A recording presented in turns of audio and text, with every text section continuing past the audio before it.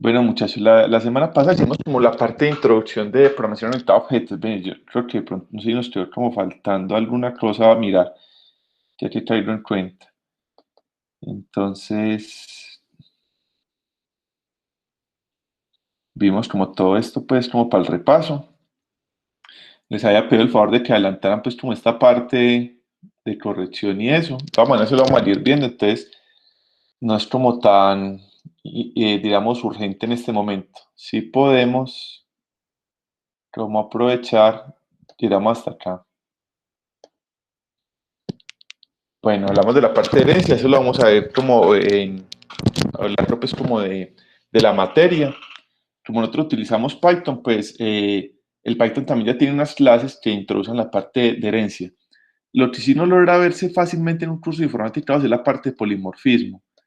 Eh, Morfo tiene que ver como con la forma, pues, entonces, y poli es como varios, como politécnico, polideportivo, entonces son como raíces, pues, como del griego. Entonces esto es como la capacidad que tienen algunos objetos en Python de adoptar diferentes formas de acuerdo a cómo se estén ejecutando. Entonces, tiene que ver con la herencia, con que el lenguaje de Python es capaz de identificar en algunas circunstancias el ganso como propiamente un ganso y en otras circunstancias el ganso como un ave. Nosotros sabemos que los gansos son aves, entonces el Python es capaz de ejecutar unos códigos como si fuera ave y otros códigos como si fuera ganso. ¿Listo? Entonces adopta esas múltiples formas, pues, y si tiene más elementos de herencia, adopta también esas formas. Eso sí es como un tema más avanzado. Mucho esta parte de herencia está orientada como a reutilizar código. Y la reutilización de código es efectiva cuando se tiene, por ejemplo, 10.000 o 15.000 líneas de código. Por cuando tiene, por ejemplo, 100, 150, se vuelve más es como una camisa de fuerza. Entonces, por eso estos temas se los menciono, pero no es que nosotros en alguna parte específica utilicemos la parte de polimorfismo, no. La parte de herencia sí la utilizamos.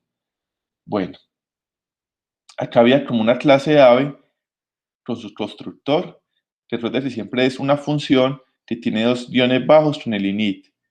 Las funciones que son métodos dentro de una clase siempre reciben al principio self y después del self pueden recibir ninguno o muchos argumentos. Entonces eso ya lo hemos explicado como en la clase pasada. La herencia se especifica en Python cuando nosotros construimos una clase nueva y esa clase, luego de dar el nombre de la clase, entre paréntesis especificamos cuál es la clase padre. Python permite que la herencia múltiple, o sea, una clase puede tener varias clases padre, pero eso, como les decía, con la parte de polimorfismo, serían como funcionalidades que uno no alcanza a explorar pues en los programas que uno hace. Eso se ve mejor cuando uno tiene programas ya muy grandes pues, pero en los programas pequeños pues no es como tan necesario. Bueno, en esta parte, vea que esta clase ave tiene, en el constructor, tiene la inicialización de unas variables. Como hemos explicado que hace el constructor. Nosotros desde una clase hija podemos llamar al constructor de la clase padre para que inicialice variables específicas. En este caso inicializa el tipo y el vuela. Listo, recibe estas dos variables. Entonces estamos llamando con el nombre de la clase punto y llamamos el método constructor. Por ahí en las diapositivas debe haber también una palabra que se utiliza mucho, que es el super. Entonces hay una variable super que también permite acceder a los métodos de la clase padre. Si no la mostramos ahorita, pues yo las trato de compartir en el Classroom. Listo. Este es el segundo principio de la programación orientada a objetos. El primer principio, si recuerda, es la abstracción, es convertir elementos del mundo real al mundo de la programación. El segundo es esta parte de la herencia, que es tratar de encontrar relaciones de jerarquía entre esos elementos que estamos modelando. Entonces, esto es una relación de jerarquía, pues esto es más general, las aves, y esto es más específico. Seguro que, hay, por ejemplo, hay tipos de gallinas, ¿cierto? Que hay razas, pues, de gallinas. Entonces, en un problema especializado, esto se podría, digamos, generar nuevas clases hijas y así, de acuerdo, pues, al grado de conocimiento que uno tenga sobre el problema y también lo que le están pidiendo a uno. Entonces, esto está acá. El tercer principio que se trabaja con la programación orientada a objetos se llama encapsulamiento.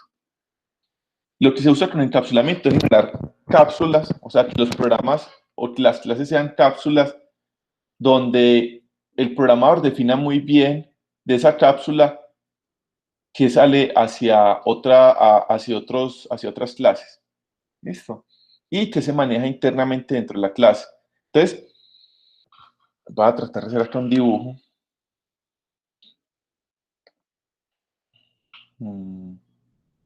Se llama.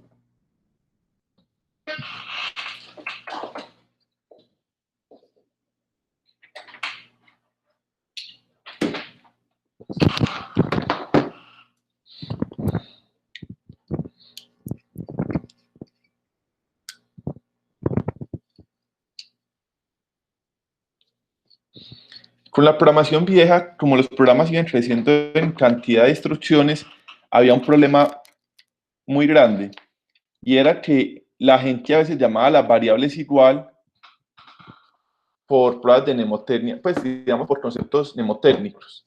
Entonces mucha gente tenía una variable, había 5 o 6 programadores, y esos 5 o 6 programadores, todo les daba por llamar igual la variable que estaban trabajando. Entonces, cuando unían los códigos de esos 5 o 6 programadores, resulta que esos códigos estaban modificando la misma variable, aunque para de pronto los programadores debieran hacer cosas distintas. Esto debe funcionar. Entonces, eso generaba unos problemas increíbles. Pues, por eso, yo no sé si ustedes han visto que el Windows a veces tiene unos bugs muy grandes. A veces tiene que ver con eso. Que la gente está sobreescribiendo variables o cosas así que no. Windows con bugs, profe, creo que se está equivocando de sistema operativo. Este man, no. Entonces, eso pasa mucho. Eso es muy frecuente. No sé qué pasó con esto. Entonces, digamos que esto es un programa enorme, que había muchas variables. Entonces, por acá, estos le dieron varios programadores. Si ustedes vieron de pronto en informática 1, lo que la gente hace por funciones es que se dividen las tareas. Entonces dice, yo hago todas las funciones matemáticas, yo hago todas las funciones contables, yo hago todas las funciones de manejo de personal. Entonces sucedía algo que era muy común en los programadores, que construían variables globales. Estas variables globales, por ejemplo, llamaban número de personas en unos cálculos de acá. Otro programador que estaba haciendo la parte de contabilidad hacía número de personas también esta variable por acá. Y otro que estaba haciendo propiamente la gestión de personas también creaba una variable que llamaba número de personas por acá. Entonces, cuando el programa empezaba a ejecutarse, este programador que hizo esta primera parte manejaba muy bien su variable número de personas, pero luego esa variable la sobreescribía este programador. Y luego este programador sobreescribía estas dos variables porque las llamaban igual. Entonces eso era un problema enorme, pues eso se puede resolver. Lo que hacen es que contrataban como un super ingeniero que les dijera a todos cómo se iban a anotar las variables. Se pueden hacer por módulos. Lo primero que hicieron es que ya trataban de no manejar variables globales. Eso es una buena práctica de programación, o sea, no tener variables que estén por fuera del código. Ustedes ven en Python que uno puede tener una función def, entonces ahí se define como un módulo de función, ¿cierto? Y fuera de def, usted puede tener una variable a, por ejemplo, igual a 0. Si esta variable está al inicio del código y usted tiene 10.000 líneas de código, esta variable queda global para todo el código. Entonces ese es el problema, que otra persona volvió a definir por acá igual a 1 y ya le sobreescribió usted esta variable. Entonces la gente dijo, no escriban esas variables por fuera, que eso es un descontrol. Cojan esas variables y modifíquenlas dentro de las funciones. Entonces ya esta variable a es local a esta función. Cuando es local, cuando usted sale de la función, la variable desaparece. Pero así usted tiene control de ella. Eso fue como una primera también solución. De todas maneras, hay muchas variables globales que manejan los sistemas operativos. Lo que le decía, por ejemplo, de Windows y eso. Que son las variables del sistema, o sea, que son variables que sí tienen que ver todo el mundo, pero no debería modificar todo el mundo. Entonces ahí es donde aparece como el superingeniero que decide quién modifica cuáles variables. Pues se vuelve como muy aburridor. Entonces, este esquema como viejo de programación, la gente lo abandonó y definió más bien que el programador A, en vez de hacer tantas funciones, el programador 1, cree clases y esas clases son como cápsulas. Voy a tratar de, vamos a ver si esto me deja hacer así. Estas clases son como cápsulas. ¿Qué significan las cápsulas? Que eso tiene toda la información ahí contenida dentro y usted no puede modificarla. O sea, si acá está la variable A, acá también puede estar y acá también puede estar. Y el Python identifica la variable A de esta clase, que llamémosla, por ejemplo, la clase mayúscula A, B y C. El Python es capaz de diferenciar la variable A de la clase A, la variable A de la clase B y la variable A de la clase C. Él las diferencia perfectamente. No es necesario que aparezca pues, un programador que controle eso. Encapsulamiento significa que esta variable no es capaz de ver esta, ni esta es capaz de ver esta. Todo queda contenido dentro de la clase, como una cápsula. Entonces eso es lo que ellos llamaban encapsulamiento.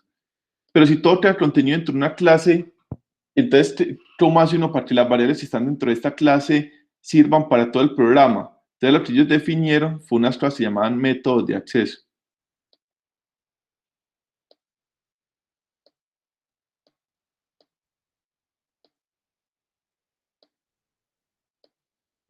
Esto sin el tablero es muy...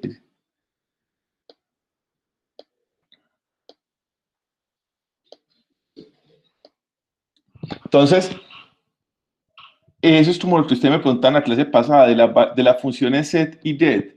No todas las variables tienen funciones set y get. Hay unas variables que quedan internas dentro de la clase y uno no las puede ver.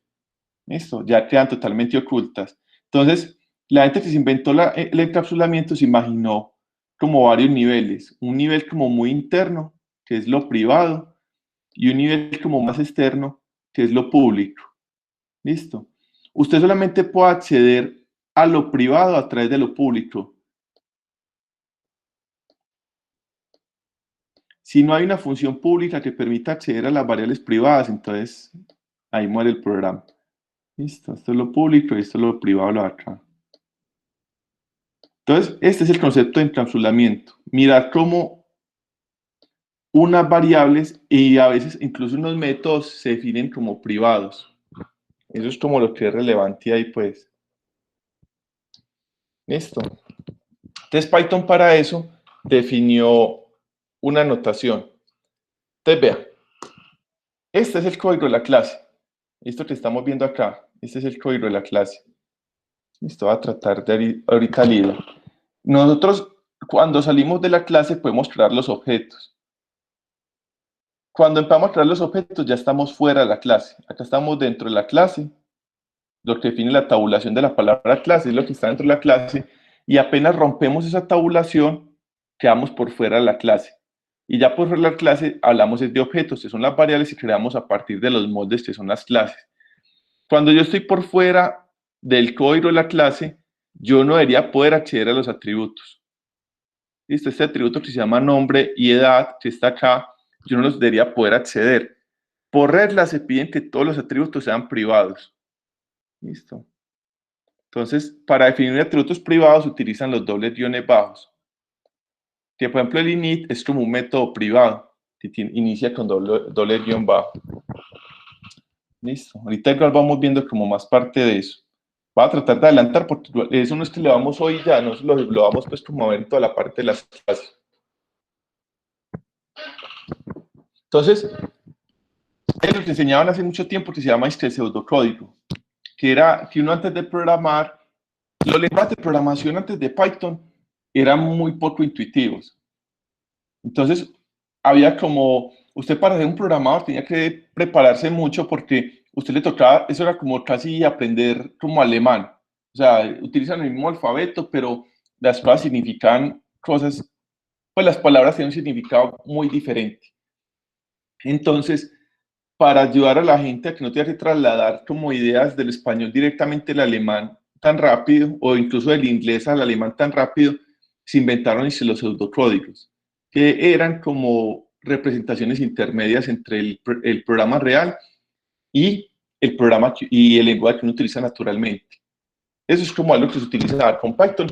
Ya no fue tan necesario porque uno programa muy parecido en Python como si fuera un pseudocódigo. Yo no sé si ustedes les tocó ver eso, pues, si lo vieron de pronto, si hicieron algún tipo de tecnología en informática, cosas así, pero eso no se utiliza ya casi cuando se programa en Python. Si usted va a programar en C++, esos lenguajes son más raros, es como buena práctica tener un pseudocódigo. La idea con los pseudocódigos es que usted, antes de ir a programar y ya estar en un computador, usted tiene una idea como muy clara de lo que va a hacer. Entonces, eso es como la idea del pseudocódigo. En la programación orientada a objetos hay, digamos, una notación que también le debería dar a usted pistas de saber qué va a programar antes de sentarse en el computador. Esa notación se llama UML, que se llama este lenguaje de modelado unificado. Entonces, este lenguaje de modelado unificado tiene representación como en diagramas para muchas cosas en la programación. Entre ellas, por ejemplo, el pseudocódigo. Ellos tienen diagramas de procesos, diagramas de actividades, diagramas de roles, o sea, tiene un montón de cosas. El diagrama que nosotros utilizamos en Informática 2 es el diagrama de clases. El diagrama de clase nos va a permitir a nosotros saber, antes de ir a programar, más o menos qué hay en la clase. Entonces, el nombre de la clase, los atributos y los métodos. Nosotros tenemos más o menos claro eso antes de ir a programar. Programando pueden aparecer más cosas, pero por lo menos ya tendríamos un punto de partida.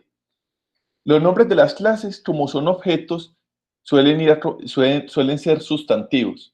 Entonces, perro, casa, ave, persona, todos esos son nombres típicos de clase.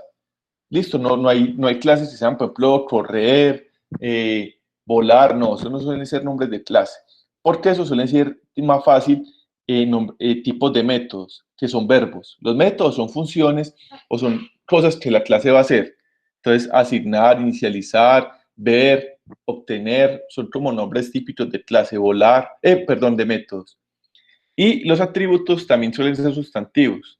¿Listo? Entonces, el color, número de patas, suelen ser sustantivos o adjetivos que acompañan la clase. ¿Listo? Entonces, eso es como lo que vendría ahí con esa parte de la anotación. En UML lo que nosotros hacemos para el diagrama de clase es un rectángulo y lo dividimos en tres partes. En la primera parte va el nombre de la clase, en la parte de la mitad van los atributos y en la última parte van los métodos. Eso para definir una clase, pero como los programas suelen estar constituidos de varias clases, vamos a ver que también hay relaciones entre esas clases. ¿Listo? Bueno, eso era como el repaso de la clase. Entonces voy a pasar a la clase 3 porque ahí se junta un poquito de eso. ¿Listo? Bueno. Este es un problema típico de programación. Esto le piden a uno construir un sistema que permita almacenar datos de pacientes, de médicos y de enfermeras. Las personas que le piden a uno resolver un problema de programación, pues normalmente no saben programación. Normalmente tienen un problema así, o sea, dicen, yo tengo, como les decíamos en la clase pasada, tengo una peluquería de perros, ¿cierto? Entonces, un perro consume tanto de champú, de acuerdo al peso, hay que ponerle bozal, o sea, ellos saben más o menos qué es lo que están tratando, pero le van a narrar a uno como en lenguaje natural. Eso es algo que se ve, pues, como digamos, en toda esta parte de programación. Hay gente que es especializada en extraer esa información de los clientes, ¿cierto? Alguien le dice a usted, yo necesito hacer tal programa, entonces hay alguien que se sienta con unas personas a hablar un mes seguido a que le especifique muy bien, porque a veces esos problemas ni el cliente tiene muy claro qué es lo que quiere. Y si eso no está muy claro, lo pueden poner a usted a hacer reprocesos y todo eso, entonces eso lo suelen grabar para que quede como constancia que la persona dice, pero usted está seguro que su sistema solamente permite 100 perros. Sí, estoy seguro. Y después cuando usted lo termina, yo quiero que permita 1000, entonces ya le toca modificar el almacenamiento y todo eso. Entonces, eso lo suelen grabar para que quede muy claro realmente cuáles son las expectativas. Pero esas expectativas suelen ser dadas en lenguaje así natural. Esto se llama un modelo verbal, o sea, que alguien en palabras le está especificando a usted qué es lo que quiere. ¿Listo? Entonces le puede decir a usted, yo quiero que usted me construya un sistema para almacenar datos de pacientes, médicos y enfermeras. Bueno. Los pacientes que tienen, los pacientes tienen información de nombre, cédula, género y servicio, que corresponde al servicio donde están alojados, ¿cierto? Que hace una persona está en UCI, está en hospitalización, en urgencias, entonces, bueno, listo. Las enfermeras, ¿qué información tienen? La información tiene información de los tiene la misma información de los pacientes, o sea, cédula, género y servicio. Bueno, no tiene servicio, pero tienen turno. ¿Listo? Entonces le están diciendo a usted que una enfermera tiene cédula, género, pero no tiene servicio, pero sí tiene turno. ¿Listo? que acá está. Y tiene también un rango, que hay auxiliares de enfermería y jefes de enfermería. Y están también los médicos que tienen toda la información de las enfermeras, pero no tienen rango y tienen especialidad. Entonces, si tiene un médico, cédula, género, turno y especialidad. ¿Listo? Entonces alguien le habla a usted así. Le paga una inscripción más o menos, pero esta es la que por lo menos nosotros necesitamos en este momento para iniciar a hacer nuestros programas. ¿Listo? Esto es como lo que requerimos. Entonces, acá hay unos tips. Dicen que las clases suelen ser sustantivos que agregan un conjunto de propiedades y funcionalidades. Los atributos suelen ser sustantivos o adjetivos, se pueden trabajar con variables simples, y los métodos suelen ser verbos que indican funcionalidades. Entonces, bueno, ¿qué dice acá? Usted en la programación, como vimos en las clases pasadas, usted puede imaginarse un programa con puras listas. Entonces, en una lista guarda los nombres, en otra lista guarda las cédulas, en otra lista guarda los géneros, en otra guarda los servicios. Usted puede inventar un programa que sea así. Listo. Pero con programación orientada a objetos, usted puede más fácil coger y hacer una clase que guarde toda esta otra información. Ustedes están diciendo, a Jonito que exista una clase, perdón, nadie le va a decir eso. Usted como programador, después de que el cliente le dice esto, usted dice, yo me puedo inventar una variable que se llame paciente y que tenga información de nombre, cédula, género y servicio. Una sola variable tiene información de todo esto. No tengo que inventarme toda esta lista, no, una sola variable puede tener toda esta información. Listo, esto es como algo que uno descubre.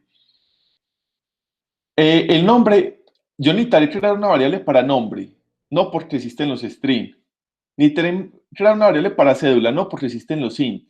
Para género, no porque existen también los string. Listo, entonces, estas variables que son más simples, yo las puedo definir como atributos. Las variables que son como más complejas se suelen trabajar como clases. Entonces, si ustedes recuerdan la clase pasada, la idea con las clases es poder agregar información.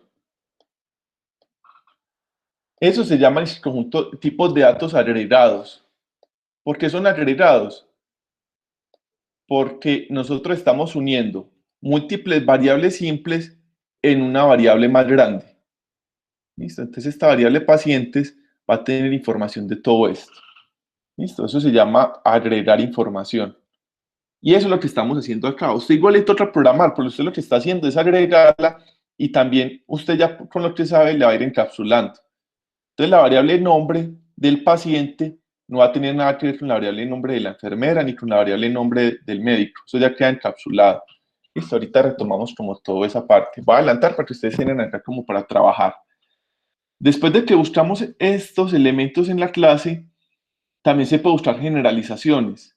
Entonces, si ustedes ven, por ejemplo, los enfermeros o enfermeras, los pacientes y los médicos tienen en común que son seres humanos. Entonces puede haber una clase más grande que englobe ciertas propiedades de médicos, enfermeras y pacientes, que puede ser la clase, por ejemplo, persona o humano y todo eso. ¿Listo? Eso es una relación de generalización. Yo partí de algo más particular a algo más general, que es persona. ¿Listo? Eso nos va a permitir nosotros ahorrar ciertas líneas de código que lo vamos a ver. Tiene que tener en cuenta que esto es la descripción que usted le da al cliente. El cliente no está pensando ni en privado, ni en público, no, eso lo tiene que definir usted. Usted tiene que definir también si va a necesitar tener otras variables adicionales a las que le dio esta persona para poder guardar información intermedia, para hacer transformaciones. Entonces, no todos los atributos o métodos están definidos en lo que le dice el cliente, porque el cliente no está pensando ni en atributos ni en métodos, él está pensando en su problema. Usted luego como programador, usted va a decir, uy, ¿qué tal lo que acabamos de decir acá? ¿Qué tal si yo me creo una clase persona y esa clase persona hago que hereden médico, paciente y enfermera? Eso lo piensa usted como programador. Sería muy charro si usted le fuera a preguntar al cliente, hey, cliente, usted no necesita también tener personas porque no, eso el cliente necesita es esto. Usted ya luego, pues como programador, pues dice, yo voy a crear una cuarta clase que sea persona que englobe esto. Bueno, Acá hay como un breve intermedio en esta presentación, que son los elementos del diagrama UML. Esto lo hizo una estudiante que se llama Valeria Cravit, pues, cuando vio el curso, nos hizo esta presentación, entonces nos dejó este material. En UML hay muchos tipos de diagramas, como les decía. Nosotros el que vamos a utilizar es el diagrama de clases. ¿Listo? Hay unos diagramas que se llaman entidad-relación, unos diagramas de procesos, unos diagramas de despliegue, hay un montón de cosas. Eso permite como modelar cada cosa. Listo. Ya sabemos si las clases van a ser los moldes, los objetos son las variables que salen de ese molde, entonces cada objeto va a pertenecer a una clase, va a pertenecer a un tipo de molde. ¿Listo? El diagrama de clases, como ya dijimos, un rectángulo con el nombre de la clase, los atributos y los métodos. Esto ya lo comentamos ahorita.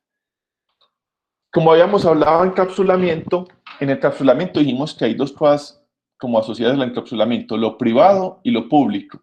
Normalmente los atributos suelen ser privados. Entonces, para indicar en UML que algo es privado, se pone el menos antes del nombre. Entonces, nombre privado, dirección privado, insumos privados. Y para indicar que algo es público, se pone el más. Entonces, los métodos suelen ser públicos. ¿Listo? Es como la norma que está acá. Entre las clases pueden haber asociaciones. Una clase puede tener a otra clase, por decir algo, una enfermera puede atender a muchos pacientes. Entonces, esa relación entre clases de tener se da con una línea simple. ¿Listo? Como puede tener uno o más pacientes, entonces también hay una cosa que se llama la aridad. Que aridad indica como la relación entre esas clases. Entonces, por ejemplo, una empresa tiene uno o muchos empleados. Empresa con uno o muchos empleados. Y un empleado normalmente está asociado a una empresa. Entonces, eso es lo que se pone acá. Listo. Si su empresa no tiene mucho, sino que tiene 10 empleados, entonces usted puede decir, mi empresa tiene 10 empleados o tiene de 5 a 10 empleados. Eso es lo que usted pone acá. Y si usted tiene máximo 2 trabajos, entonces un empleado puede tener 2 empresas, ¿cierto? Que trabajen en 2 partes. Entonces, esos son los tipos de relaciones que hay.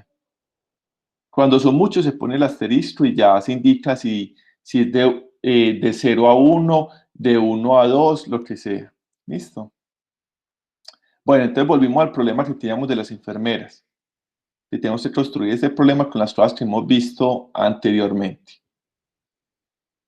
Si nosotros vemos en ese problema que está enunciado ahí, las clases que uno puede identificar rápidamente son paciente, enfermera y médico. ¿Por qué son clases y no son variables simples? Porque no hay ninguna variable en Python que tenga internamente una variable de nombre, una de cédula, una de género y una de servicio. Listo, si uno ve, no hay ninguna variable en Python que haga esto. Si esa variable no existe, a usted le toca crearla. Y el método o el medio para crear variables nuevas es mediante la construcción de clases. Listo, entonces usted construye acá una clase que se llama paciente. Lo mismo pasa con enfermera y lo mismo pasa con médico. Los atributos son también sustantivos o adjetivos que acompañan las clases en el problema y que se pueden construir con variables más simples. De nombre, cédula, género, servicio, todo esto se puede construir con variables más simples.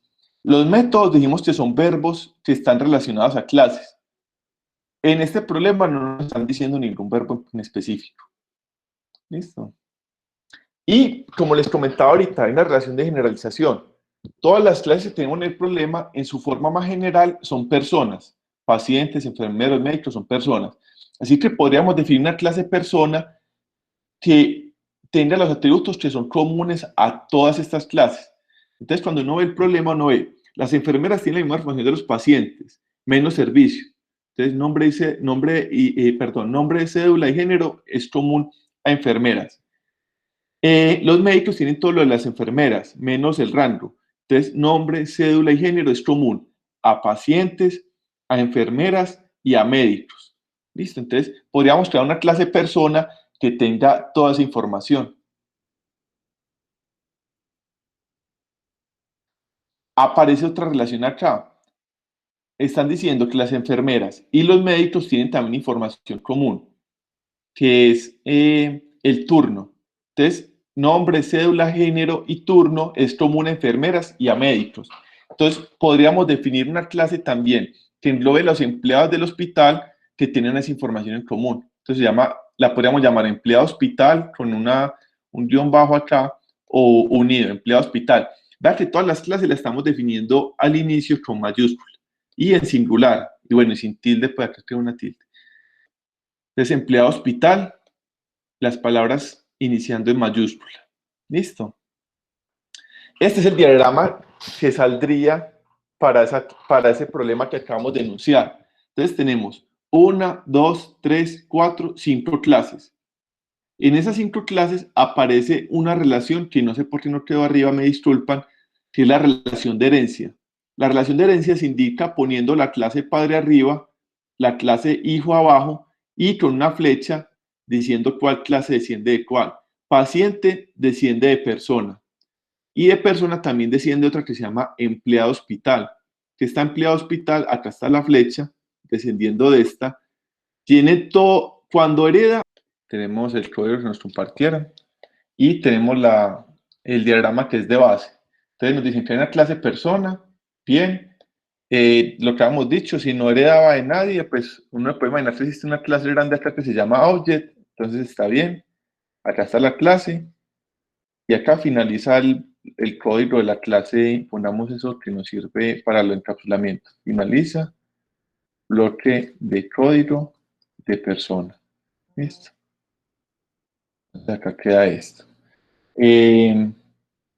¿Dónde inicializa el bloque de código de persona? Pues después de los 2 puntos. Entonces,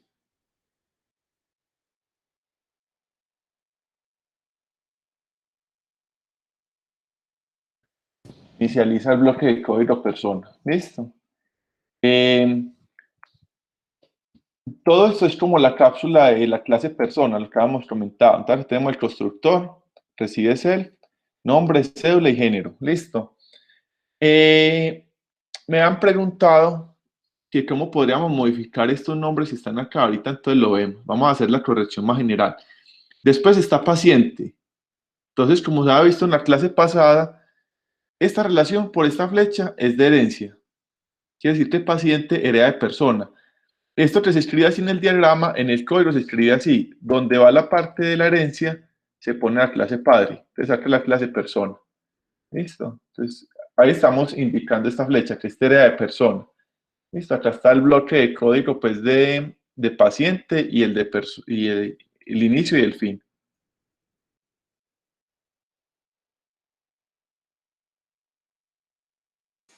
Profe, ¿y eso no tiene que ir como intentado o algo así, o simplemente ahí como está bien? Pero, ¿qué no está intentado? ¿Lo de la clase paciente? Sí, pues la clase paciente intentada con la de persona. Listo, gracias por preguntar, porque mire que es precisamente eso. Estos son cápsulas aparte. Esta es una cápsula y acá termina. Y cuando termina salimos de la tabulación y creamos una clase nueva. Entonces, eso es lo que usted está haciendo. Gracias por preguntar, porque voy a guardar esto en la carpeta de...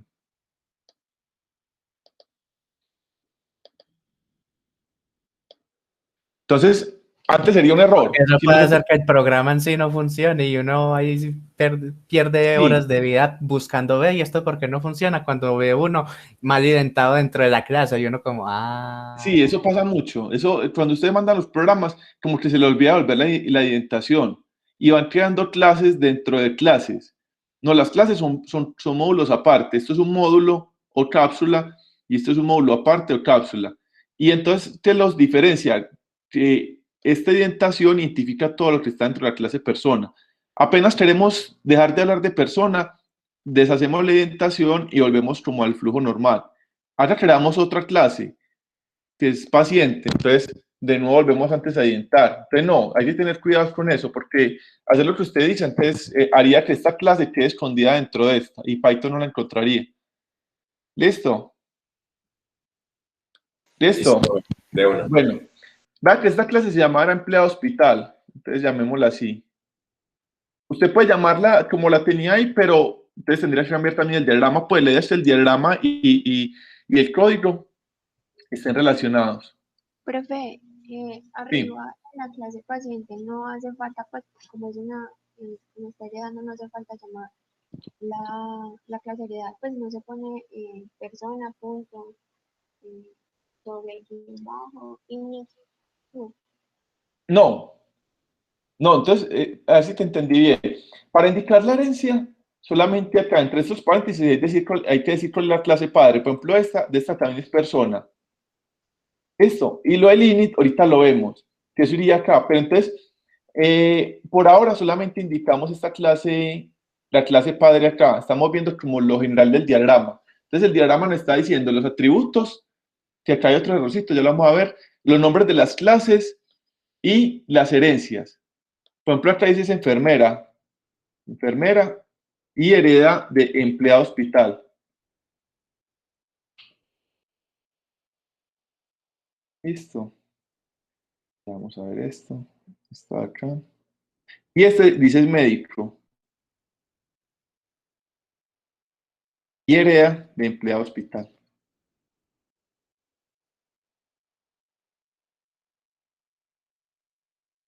Listo. Bueno, esta es como la primera corrección. Acá hay un error porque los métodos, esto recibe self. Listo, entonces está el método init con los dos guiones bajos, dos guiones bajos, dos guiones bajos, dos guiones bajos y reciben self. Entonces hasta ahí pues como lo que se ha visto. Bueno, eso está bien. Faltan los atributos. Está nombre, cédula, género, pero con el menos indican que son privados. Entonces, privado es doble guión bajo acá. Es doble guión bajo, doble guión bajo, doble guión bajo. Servicio es privado y se llama servicio. Entonces, acá sería doble guión bajo. Servicio, doble guión bajo. Empleado, hospital, turno. Entonces, se llama turno. Por ejemplo, eso que hizo el compañero ahí, está bien, es el problema que les decía ahorita de los múltiples programadores. Si no hay como una guía, pues que les vaya indicando qué hacer, porque cada persona, o sea, lo que él hizo está bien escrito, pero si otra persona toma, si este compañero hace estas tres clases y yo hago estas dos últimas, leyendo el mismo diagrama, estamos haciendo cosas distintas. Entonces, estas clases de acá abajo no se leerían con las de arriba. Porque, por ejemplo, yo haría médico heredando de empleo hospital, pero él lo había llamado personal de hospital, algo así. Entonces, ya, si uno une esos dos códigos, ya no se entendería. ¿Listo? Entonces, no es que esté malo, pero estos diagramas se ayudan como para que todo el mundo esté hablando de lo mismo. ¿Listo? Porque si no están hablando de lo mismo, las cosas que tengan nombre diferente en la programación, para Python son diferentes. Así como nosotros como personas, nosotros sí sepamos interpretar el significado, pero para Python T mayúscula y T minúscula es totalmente diferente. ¿Listo? Entonces acá está enfermera, que tiene rango, y doble guión bajo, que es con el menos, y especialidad. Profe, yo suelo tener un conflicto con el doble guión bajo. Sí. Es que, por ejemplo, cuando se usa diccionarios y listas, si pongo los diccionarios como doble guión bajo, me saca conflicto cuando quiero meter información dentro de ellos y me toca quitarle los dos guiones para poder acceder a ellos. Sí, no, pero eso es un error de programación, toca ver, o sea, esto no está, si le genera conflicto, es porque lo está usando mal, pero ¿nos puedes decir como exactamente cuál es el conflicto o esperamos que lleguemos a esa parte y discutimos eso? Ah, pero eso es más adelante, Por eso. Del parcial 1. Bueno, si quiere, pues, pero hay ejemplos pues como para eso, entonces lo miramos, ¿listo? Va. Entonces, bueno, por cierto, quiero irles mostrando otras cositas como para eso y de pronto ahí resuelvo la duda de Johan también respecto a los conflictos. Listo. Esto acá, recuerda que cada clase es una cápsula. Así lo definieron ellos, pues.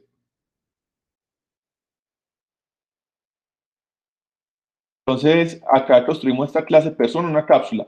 Cuando salimos de la tabulación, entonces, fuera de la clase,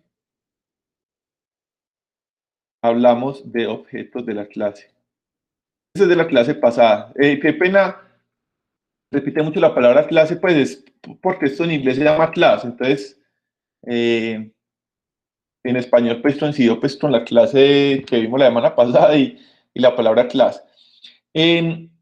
Nosotros dentro de la clase hablamos de atributos y métodos de la clase. Listo, acá que estamos dentro de la clase.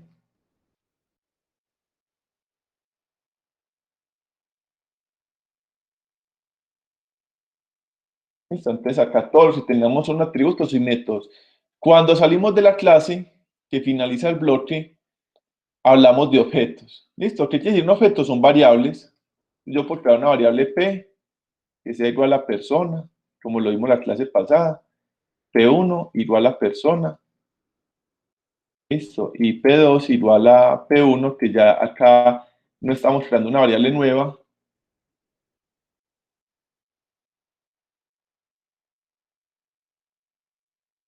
Listo. Vimos la clase pasada por P, pues cierto, que eso es como propio de Python. Entonces, estos otros casos sí se crea una variable nueva.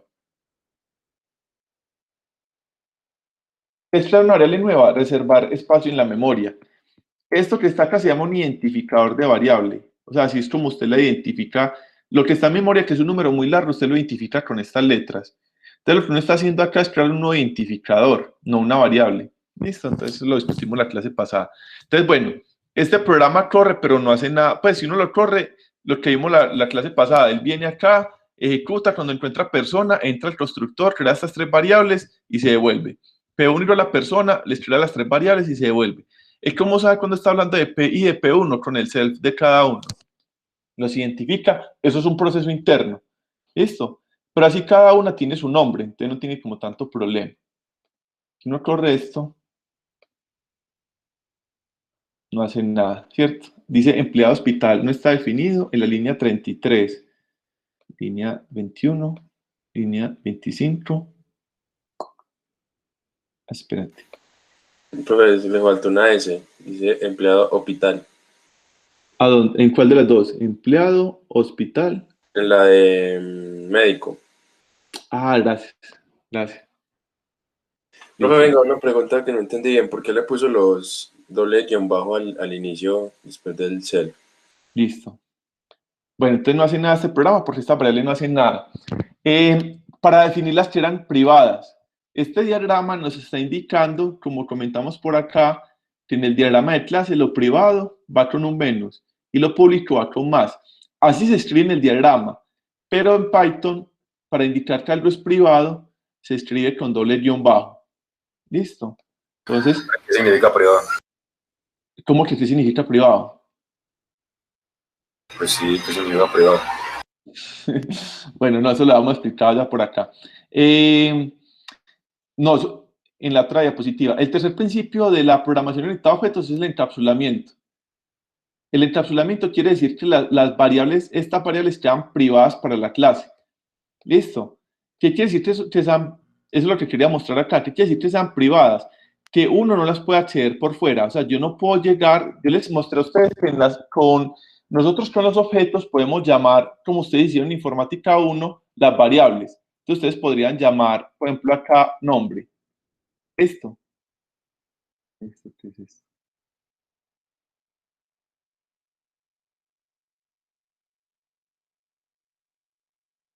Bueno, para poner el ejemplo, les voy a mostrar una variable que no sea privada.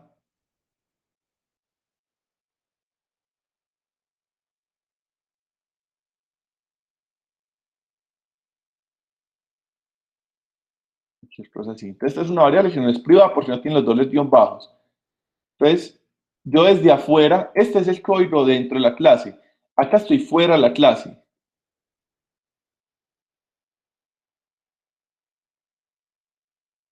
Esto. Yo desde afuera siempre llamo con el operador punto, llamo los atributos o métodos de la clase. Eso ya lo hemos explicado pues también en la clase pasada. A ver qué pasa ahí. Listo. Entonces vea que me dice que la variable persona, que la clase persona no tiene atributo nombre. Listo. Pero si uno se viene al código, uno sí ve que tiene atributo nombre. Entonces, ¿qué pasa? Lo que pasó fue que Python diseñó un mecanismo para que lo que usted indique que es privado con doble guión bajo, usted no lo pueda modificar fuera de la clase. Acá que estamos fuera de la clase, usted no lo puede modificar. Listo, pues, gracias. Pero ya les voy a comentar más cosas de eso. Bueno, acá, por ejemplo, le mostró hola, ¿listo? Que es la variable ejemplo. Entonces, ellos te esperaban con eso. Ahí les acabo de decir qué significa ser privado y público. Pero si ser privado y público solamente es poner y quitar un guión bajo, pues ¿eso qué implica? La programación es un ejercicio de ingeniería. Y como cualquier ejercicio de ingeniería, pues tiene unas buenas prácticas. La buena práctica que ellos definieron es que estas variables, que los atributos no sean públicos, sino que sean privados. ¿Listo? Ellos esperan que esto no se pueda hacer. ¿Para qué no se puede hacer? Para que no vuelva a pasar el problema, ya lo cerré, el problema que les mostraba ahorita, donde varios programadores definen una variable similar y cada uno la modifica como a su antojo. Cuando usted define las variables como privadas, usted solamente las puede modificar dentro de la clase. No puede llegar a otra persona que esté construyendo la clase empleo hospital y que llegue y le eche mano a modificar esta variable. ¿Listo? Entonces, ese es el objetivo que ellos buscaban con eso. Que igual usted puede llegar y borrar los dos guiones bajos, pero si usted lo hace, usted está como, fuera que usted sabe que no lo debe hacer, le toca hacer como que el mismo Python está preguntando, ¿en verdad quiere como borrar esto y hacer algo como que no es debido? Es como, todos estos ejercicios de programación son como ejercicios como para que usted sea consciente de lo que está haciendo. Porque usted en programación puede hacer de todo, lo bueno y lo malo, pero las buenas prácticas tratan de orientar a la gente a que haga las cosas como bien, para que no haya sobreescritura de variables, para que no haya ni que códigos que sean espaguetis, cosas así. ¿Listo? Entonces, ese es como el objetivo de eso. Privado de dos guiones bajos, y el objetivo es que los atributos no se puedan modificar. Directamente estaría como la palabra clave fuera de la clase.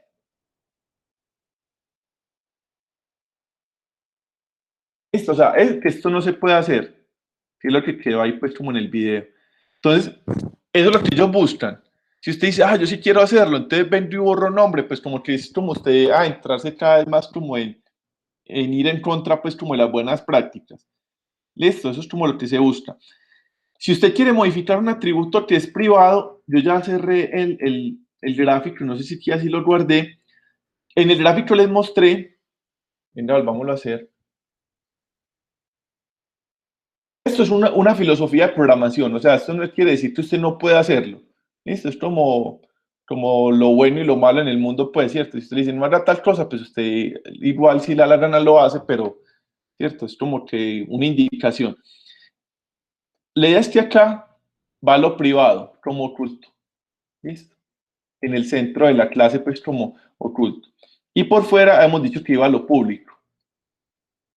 Entonces, ¿cuál es la idea con esto? Que usted a través de lo público, si alguien necesita algo, alguien de afuera de la clase le pida a lo público que le permita acceder a lo privado. Entonces es un ejercicio. Listo, no es como algo que usted no pase, sino como usted ser como muy consciente. Lo que nos decía ahorita Joan, que le genera error. Esos errores se generan cuando uno no es muy consciente de cómo está manipulando las variables. Listo. La idea es que usted las variables las puede poner privadas, pero para manipularlas genera métodos públicos. Entonces, en el ejemplo, si necesitan volver a ver este video que les explique con mucho gusto, pero acá, en lo que vamos, si yo quiero acceder a la variable nombre, entonces creo un método que se llame, por ejemplo, asignar nombre, todos los métodos empiezan con self y le creo que reciba una variable n. Y al atributo privado le asigno esa variable n. ¿Listo? Y si lo quiero ver, le creo un método que sea público y que simplemente lo retorne. Hicimos acá, al final sí pudimos acceder al nombre porque estamos creando un par de métodos que permitan acceder. Solo que este acceso es controlado. Entonces, vea que acá les decía a ustedes, la palabra clave es directamente. O sea, nadie puede directamente hacer este llamado de acá. Este de acá no se puede hacer. El que se puede hacer es un llamado indirecto. Listo, ponemos esto, que esto ya no nos aporta nada. Entonces, este llamado directo no se puede hacer. El que se puede hacer sería el indirecto. Yo puedo decir p punto asignar nombre y le paso mi nombre por decir algo. Listo. Y después lo quiero ver. P punto ver nombre. Listo. Entonces, estos llamados indirectos son los que se pueden hacer.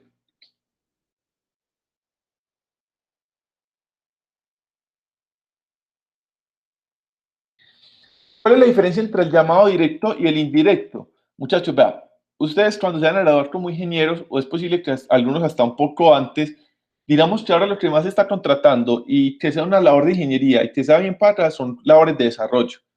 Listo. Entonces ustedes lo contratan como programador. Muchos de ustedes les va muy bien trabajando solos, pero les va bien en la universidad, pues porque en el mundo real, pues uno siempre tiene que trabajar con el que le toque. Entonces, usted entra a trabajar en una empresa de desarrollo y en esa empresa de desarrollo usted le dice, va, nosotros ya hemos adelantado 50 clases de eso. Listo, ya hicimos todo este proceso. Eso es real, pues yo no estoy inventando eso. Eso pasa, es como se construyen puentes, se construyen lo que sea, pues hay gente que construye código y ya hizo todo este código. Entonces, este código le dicen, va, necesitamos construir una clase nueva. Listo, paciente en UCI. ¿Cierto? Que el paciente pues está entre la vida y la muerte, entonces lo vamos a poner por acá, construir una clase nueva. Usted lo primero que no puede hacer es llegar y reescribir esto. Si esto ya está hecho y funciona y está bueno, usted tiene que seguirlo utilizando. A excepción pues de que usted sea, digamos ya muy test, dirá, yo descubrí tal cosa, pero bueno. Entonces usted dice, lo primero es no cambiar estos nombres, utilizar esta notación, crea la clase nueva que hereda. Esa clase nueva que hereda, la idea es que se enlace con lo que hay. Listo. Con lo que hay, ¿qué significa? Que es posible que alguien, usted dice, yo quiero acceder al nombre de persona. Listo, quiero acceder a esta variable el nombre de persona. Entonces, el programador que hubo antes de usted, que hizo esta clase persona, le permitió acceder de estas dos formas. Listo. Usted no puede accederla nunca directamente, usted puede accederla de acuerdo a los métodos que le permitan acceder. Entonces, esa es la diferencia entre acceder directamente y hacerlo indirectamente. Que cuando usted accede indirectamente, usted está siguiendo una lógica de programación que puede ser suya o puede ser de otra persona, que indica a usted cómo puede modificar esta variable. Esta variable de nombre, ¿cómo la podemos modificar acá? Asignándole un nombre nuevo o viéndolo. Listo. Digamos, por decir algo, que la variable cédula sea 71279, ¿cierto? Esta variable cédula, el programador que había antes de usted decidió que esta variable no se pudiera modificar. ¿Cómo hace para que no le pueda modificar? No le he creado un método de asignar cédula, pero se la puede dejar ver. ¿Ves? Ver cédula.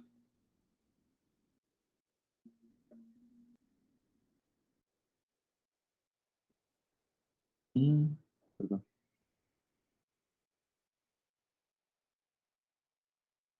Listo.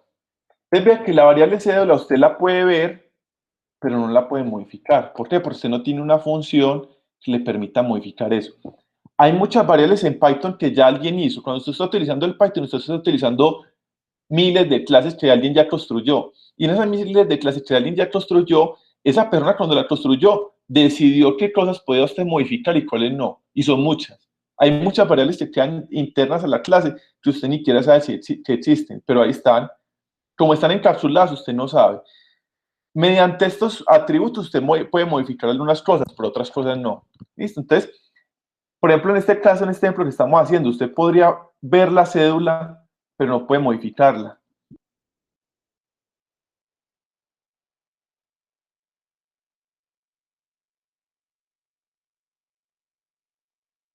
Pues por igual el programador no sería yo. Si necesito modificarla, llego y creo una función para modificarla y ya. Listo, exacto. Entonces, lo que usted está diciendo es cierto. En este caso, en sus quizzes, en su parcial, eso es cierto. Listo. Pero recuerden, como les decía ahorita, que ustedes en algún momento se van a enfrentar, digamos, trabajando con esto, y usted va a encontrar ideas de diseño que otra persona ya hizo. Cuando la persona, yo estoy mostrando esto acá como ejemplo. Esto es un ejemplo. Listo. Si esto fuera un programa muy grande, la persona que lo diseñó tuvo que haber tomado ciertas decisiones importantes. Entre las decisiones puede haber decidido qué variables se pueden modificar dentro de la clase y cuáles se pueden modificar fuera de la clase. ¿Listo?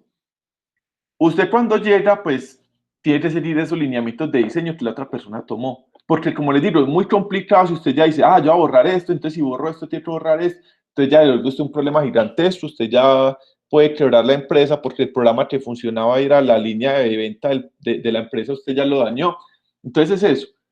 Listo, estos sistemas de programación y estas buenas prácticas de programación están orientadas a entornos de trabajo. Casi cualquier persona es capaz de programar.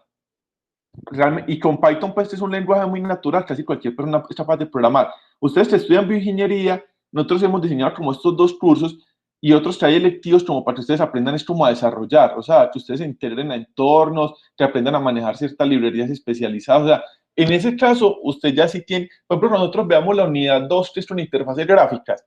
Esas interfaces gráficas, alguien ya las creó, nosotros lo que hacemos son usarlas y las usamos de acuerdo a cómo la persona que las creó considero que debemos usarlas, porque es más económico hacer eso que uno ponerse a programar eso, que eso podría ser años de trabajo. Esta programación que nosotros estamos viendo acá lleva por ahí 3 décadas desarrollándose en las empresas más grandes del mundo. ¿Listo? O sea, uno tratar de suplantar eso implicaría décadas de trabajo. Si uno dice, no, yo quiero crear mi propio lenguaje con juegos de azar y ¿cómo era el otro? Y Mujerzuela, entonces eso le podría, usted lo puede hacer, pero se demora un montonón. ¿Listo? Entonces, es eso. Esto está orientado como esta parte de encapsulamiento que uno ve acá con la parte privada, pública, que uno ve así, que puede ser como algo incómodo para uno en un principio, son prácticas que cuando uno va asumiendo, le va a permitir a uno escalar mejor los programas sean más legibles, que sean más intercambiables con otros desarrolladores. Si cualquier persona puede modificar las variables como quiera, lo que se descubrió a largo plazo es que la gente por pereza termina modificándolas mal. A veces es mejor tomarse 5 minutos más y hacer buenos métodos de acceso a las variables para que uno no tenga que, luego, cuando los programas son muy grandes y cuando realmente valen, pues, y pueden representar una ganancia para uno tenga que volver a rediseñarlos y rediseñarlos por malas ideas de trabajo. Muchachos, fui claro con eso, para explicarles las últimas cositas. Sí, profesor. Sí, profe. Entonces es esto, acá es como, ustedes el curso de programación es el de informática 1, este es como ya más ver como estas prácticas de programación orientada a objetos, cosas así. ¿Listo? Bueno, acá tenemos las personas que jodimos con ellas. Estas personas, pues, las podemos crear acá. Una pregunta, antes de que siga con eso. Cuando yo pues ya estoy creando los objetos, ya tengo la clase creada y estoy creando los objetos, no hay manera de que al objeto que estoy creando de una se le puedan asignar los nombres, pues el nombre, la cédula y cosas. Hagámoslo acá. Sí, sí. Sí hay manera. Listo, hagámoslo acá. Por ejemplo, en este que es paciente, que tiene, espérate, paciente tenía servicio, sí. Entonces, ¿cómo hace uno? En el constructor no puede crear una variable que sea servicio. Listo, entonces acá iría servicio. Y si queremos que por defecto sea la cadena vacía, como mostramos la clase pasada, ponemos acá la cadena vacía. ¿Listo? Entonces, esto que hicimos acá podríamos crear otra clase, ya podemos crear un paciente.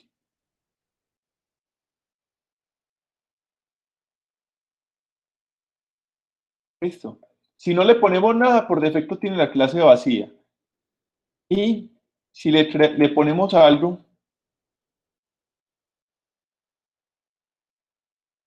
listo. Si le ponemos algo, él va a tomar esto de acá y va a llamar esto. ¿Cuál es el truco de la herencia? Que uno de estos pacientes, perdón, esto es un servicio, ponemos la hospitalización. Listo. Acá cuando le metemos hospitalización, él está modificando esta variable de servicio. Si no le ponemos nada, él toma por defecto esta cadena vacía.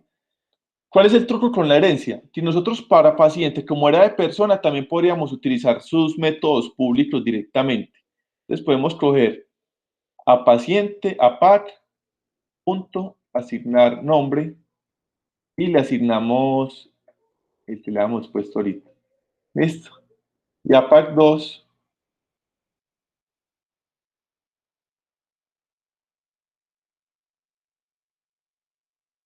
Vamos a poner también el nombre. Listo. Entonces, acá podemos, acá le asignamos el servicio a esta variable, pero no tenemos cómo verla porque no hay un método que permita verla. Listo. Entonces podemos crearle un método para ver el ejemplo.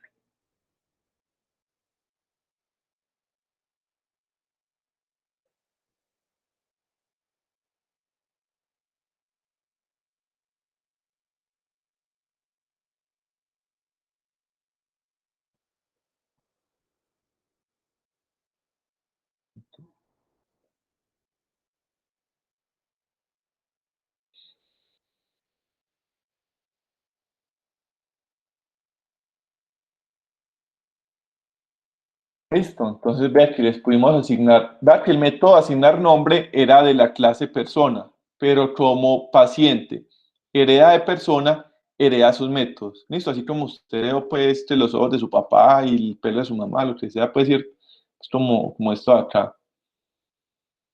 Listo, entonces esto era lo que había de persona y este fue lo que hicimos con este otro, utilizando esta clase. Listo. Así le podemos inicializar como los otros, las otras variables. Listo. Muchachos, ¿vamos hasta ahí bien o qué? Sí, sos profe. Sí, bro. Pues sí, está bien. Listo, vamos a Lo hacer que más el cerebro hace ahí. Sí, esto es pesado, es lo que les he dicho un montón de cosas, pero lo bueno es que eso no solamente se ve en esta clase, pues. Esto ya se empieza como a ver Ey, no tiene todas las otras. Eso se sigue viendo por el resto de... ¿Qué iban a decir ahí? Sí, sí, es verdad. ¿Qué más dijeron?